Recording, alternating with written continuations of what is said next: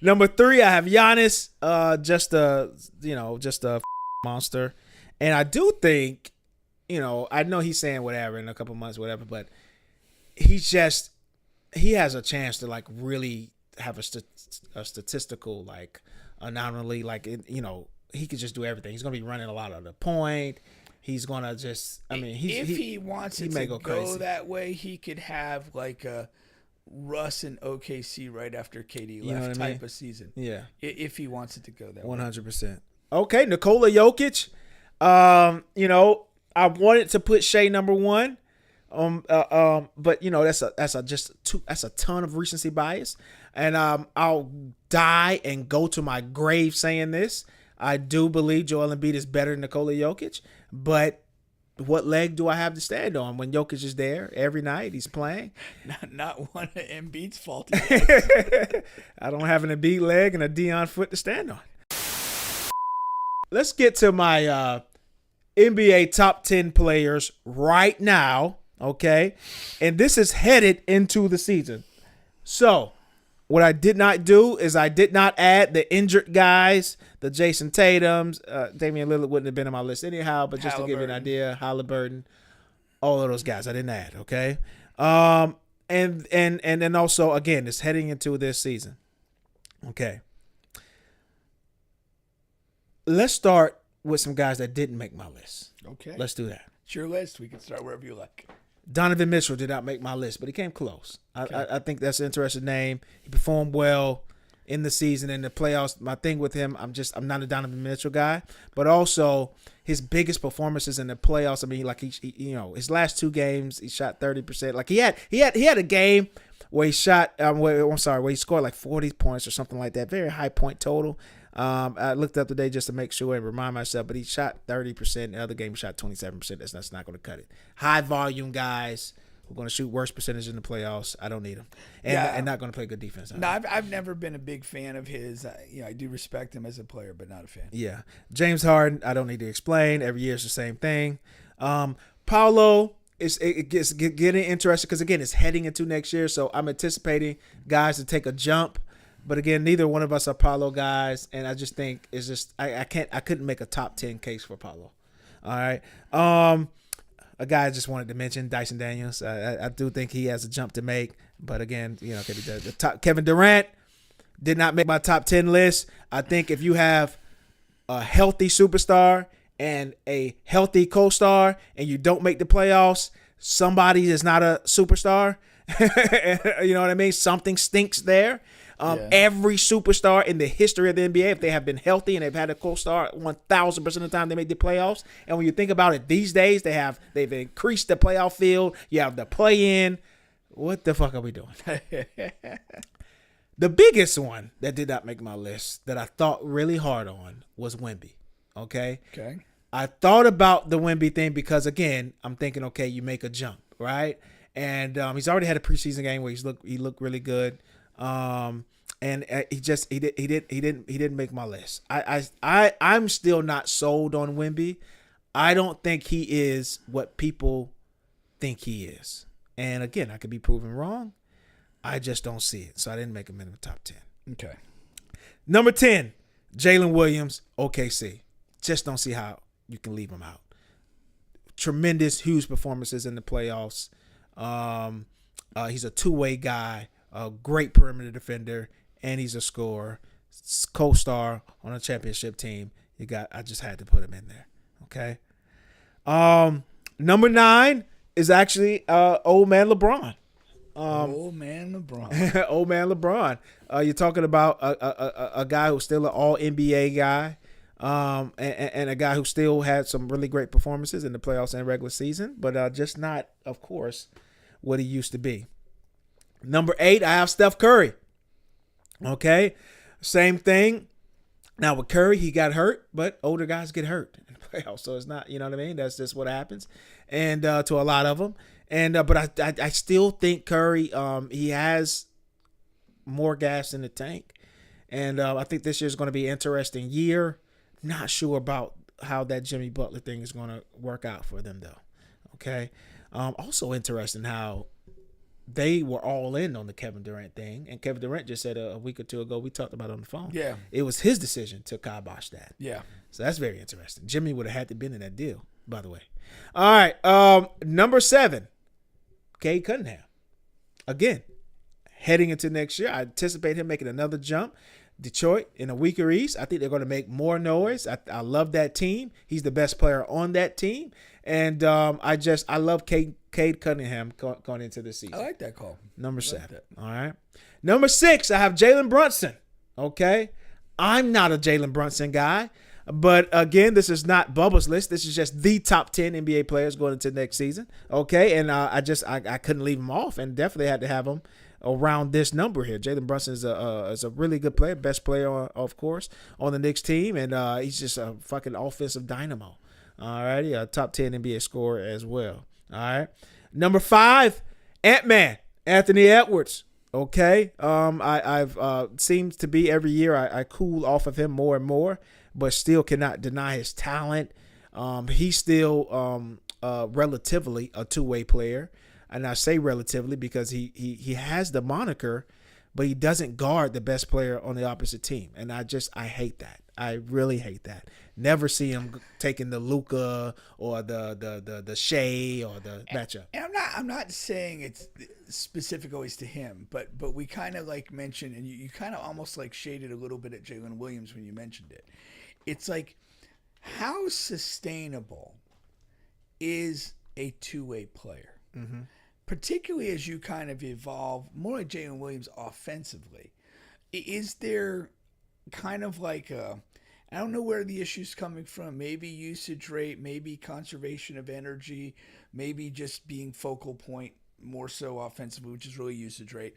But I do feel that there's kind of a shelf life on two-way play when you rise out of like role player status on the offensive end. And you're talking about specifically in that situation. Well, I'm saying like, I think like when you, in the modern NBA, when you become like a really offensive hub guy, mm-hmm. It almost feels like it's not sustainable to be an elite two-way guy. For the elite guys, it is sustainable. If you're going to be an elite two-way player, which these guys are named to be the best players in the NBA, it is sustainable. Kawhi did it for his entire prime, which was very brief. I haven't seen these guys do it at all. So at least give me some briefness. But that goes to my point. I'm offering the position that being a high usage offensive player makes it almost impossible to be a sustainable two-way player. I think your career arc kind of pivots. Now, Jalen Williams and I think Kawhi is a great example. They came into the league as like two-way guys, but the longer they were in the league and the better they got, their offensive responsibilities grew. And I feel like and maybe it's just a human capacity thing, that you have to conserve somewhere. And those guys, and it also tracks how like elite guys operate at the end of their career.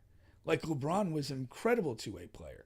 And now he's become like, I got to pick my spots and what I'm going to do. Well, I didn't choose LeBron because of course he is one, but you said something about going in from a role player into that. I understand. Yeah. But he's definitely a guy too. I'm just saying like because Jalen Williams was on my mind, and you kind of when you made your argument for him and your position, you did kind of make a comment like I forget what exactly it was. I mean, for now, But you said two-way for now or something. Yeah. So and I do think that's a thing. Yeah. And I just like, and my thing is, I don't know that he or really anyone can sustain like true elite two-way play on both ends for long periods of time. Yeah. I think they've got to, pick and choose and whatever. I just think it's a human capacity thing. Yeah, but again, my thing is, even if it's not for 82 games, we need to see it. We saw like, again, we remember that playoff series where Milwaukee Bucks was in against the Brooklyn Nets, and Kevin Durant was destroying them. Yeah, and Giannis never went